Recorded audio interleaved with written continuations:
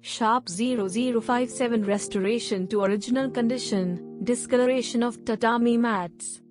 Is the discoloration of tatami mats caused by exposure to sunlight or leaks due to structural defects in the building the responsibility of the landlord or the tenant? The answer is that the discoloration of tatami mats is the responsibility of the landlord. To address the question of whether the discoloration of tatami mats falls on the landlord or the tenant, the basic principle is that it is generally considered to be the landlord's responsibility. The reasoning behind this is that discoloration from sunlight is unavoidable in a normal living environment, and leaks due to structural defects in the building are also not the tenant's responsibility.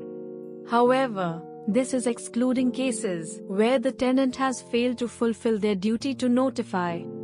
Therefore, by principle, the landlord would bear the burden.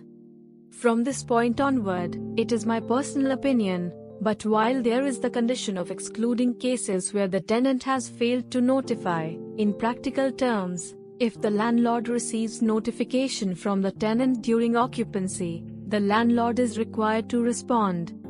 Otherwise, this burden may have further implications at the time of vacating or for the next tenant.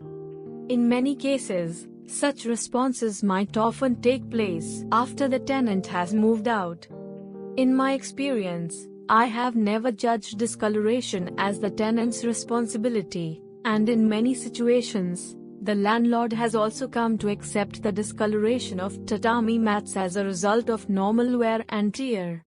Here are the key points following the series of steps in rental real estate. Moving forward, I intend to explain the necessary procedures, daily life information, and relevant laws concerning rental properties, in a way that is easy to understand for foreigners residing in Japan. Since I will also touch upon Japanese domestic laws, if you find this information helpful, please click the like button and the subscribe button. It motivates and encourages me. I look forward to your support.